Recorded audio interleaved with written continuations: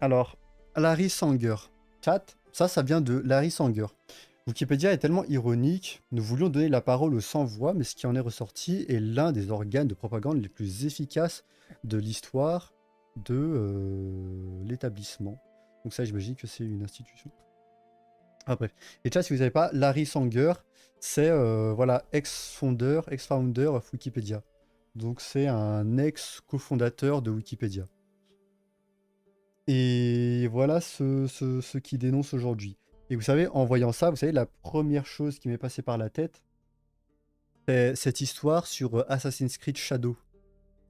Assassin's Creed Shadow, est-ce que vous vous rappelez la personne, c'était qui c'était? Thomas Lockley. Est-ce que vous vous en rappelez, chat?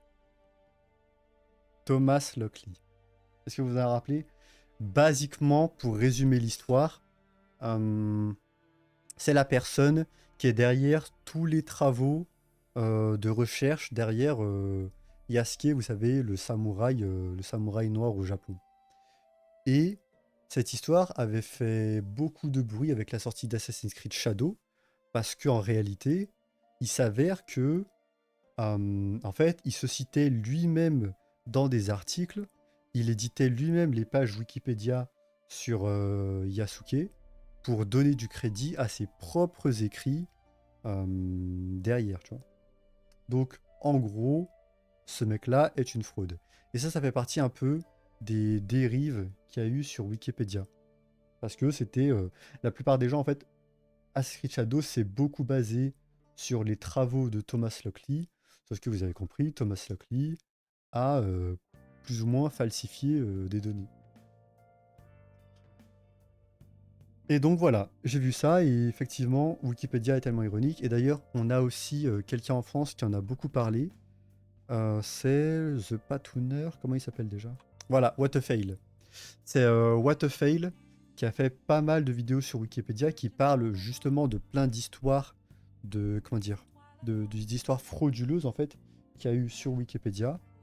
Et on a aujourd'hui le cofondateur, enfin un ex-cofondateur de Wikipédia qui en parle aujourd'hui des dérives qu'il peut y en avoir.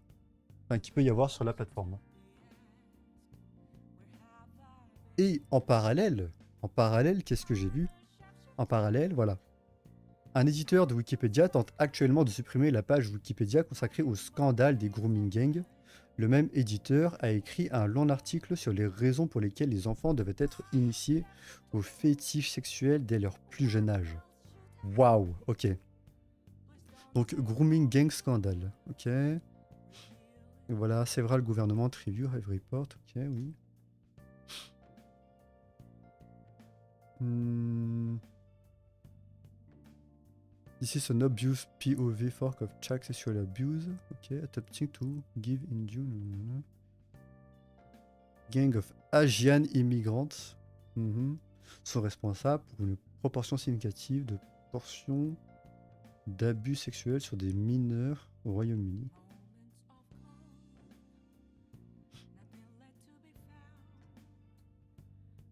Ok, du coup, c'est la même personne ici qui éditait un article pour expliquer pourquoi c'est une bonne idée de, comment dire, d'initier des gamins à des fétiches sexuels, à des dérives sexuelles. Ok.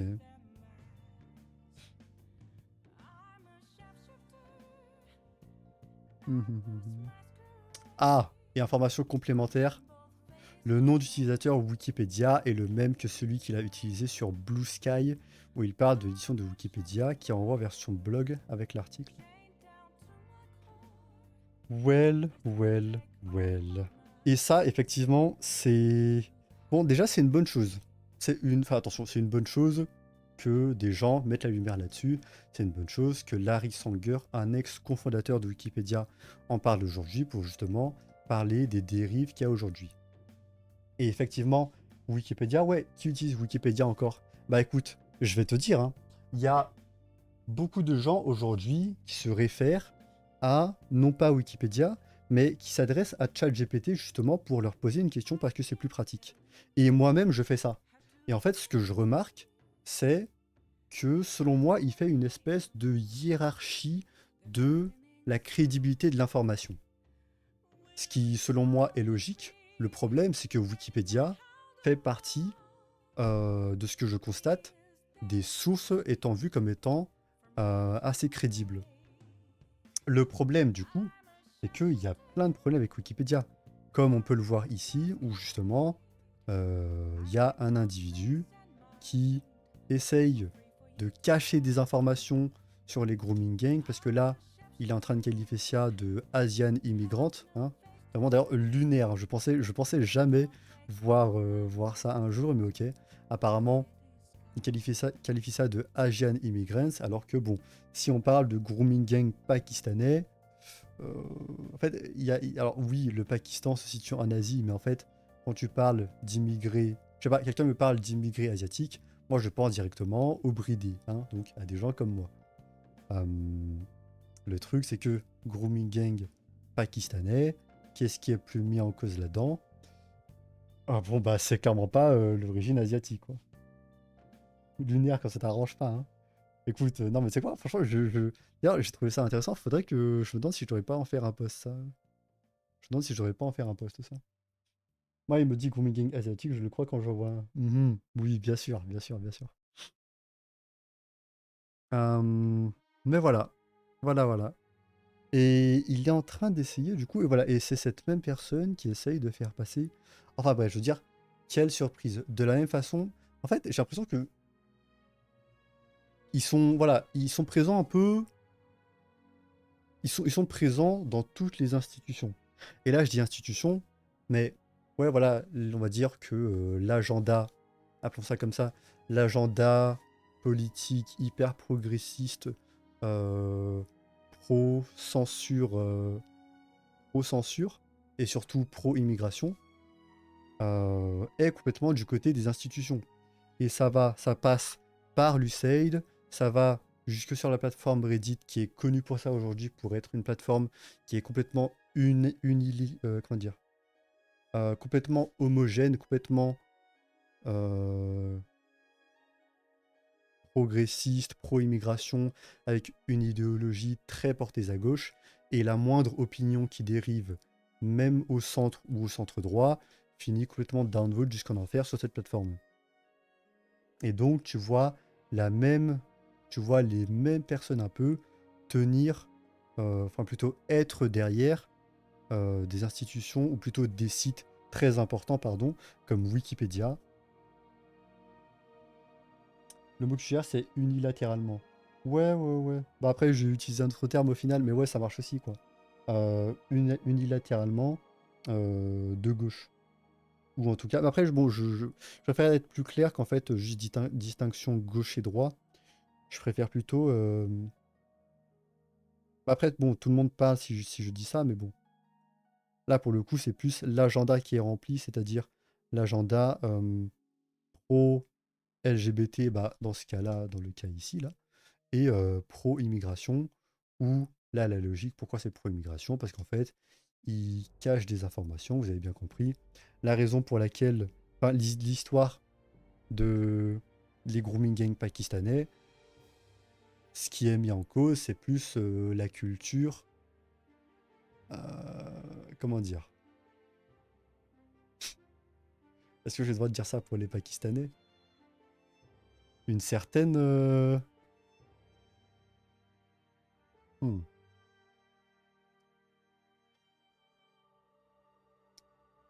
Alors disons que des personnes qui ont été arrêtées suite à cette affaire de grooming gang pakistanais ont déclaré euh, que les filles blanches étaient faites pour être violées. Donc voilà. Là, je quote. J'ai mes skis, vas-y chef. Non mais regarde, j'ai trouvé un bon moyen de dire ça, c'est... euh, Ah voilà, c'est ça. Les filles blanches sont faites pour être violées. Ce témoignage qui a glacé l'auditoire du procès des viols collectifs de Rotterdam. Donc voilà. Là, je quote. Hein. Ok. Qu'est-ce que vous dites, chat? Hum, hum. Wikipédia chouine tout le temps et en plus ils sont trop biaisés. Ok, c'est bien connu, les immigrés asiatiques sont les plus problématiques. Ouais, voilà. Et ça, je trouve ça lunaire, hein, qu'ils aient qualifié ça en immigré asiatique. Mais vas-y, pourquoi pas. Ryu le groomer, on le savait, partie catégorie, hentai préféré, espèce de lolicon, ok. Erudan, le mot que tu cherches, ok, unilatéralement. Il y a un humoriste asiate qui avait dit: vous les appelez les bridés, bande d'enculés, mais on est plus que vous, c'est vous les hiboux. Attends, c'est vrai ça? C'est vrai ça? On est plus que vous, c'est vrai ça? F de souche, l'arbre ne tombe jamais loin du pommier. Après, il y a des gens qui aiment beaucoup discréditer parce qu'ils disent ouais, F de souche, F de souche. En attendant, je sais pas, hein, ils reportent des bons trucs, hein. Hum,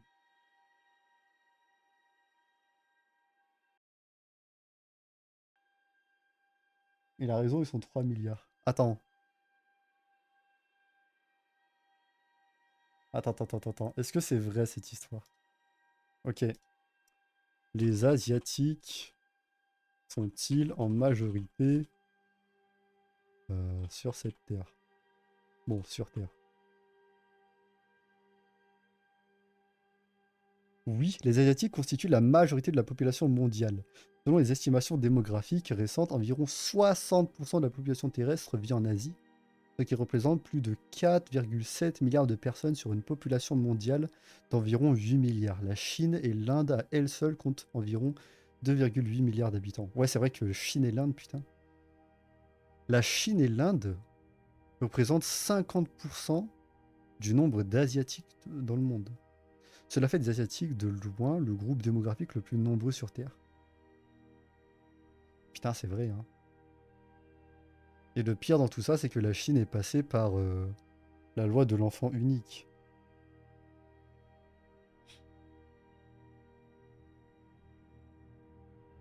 Parmi les bridés, il faut compter. Ouais, mais est-ce que je vais écrire. Est-ce qu'il y a une stat bridée, genre?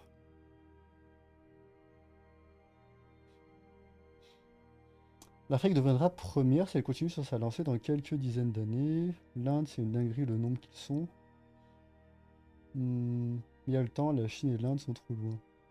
Non, franchement, la Chine et l'Inde, non mais je pense franchement que. Je sais pas, hein, il faudrait combien d'années pour n'importe quelle population pour attraper un tel nombre?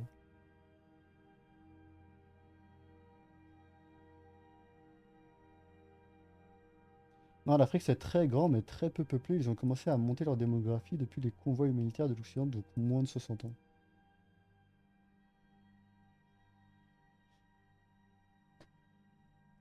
Euh, Ok, et pourquoi j'étais parti voir ça déjà? Ah oui, ouais, pour ça.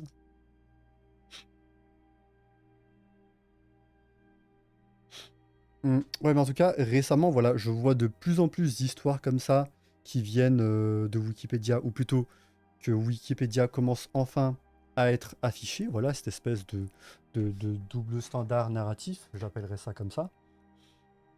Et franchement, j'espère que ça fera de plus en plus de bruit. Parce que là, si voilà, on a même quelqu'un qui est un ex-cofondateur de Wikipédia, qui s'est rendu compte de ça, qui en parle aujourd'hui, et où, voilà, il parle effectivement qu'il y a un certain biais, comment dire, un certain biais qui est quand même très visible sur Wikipédia.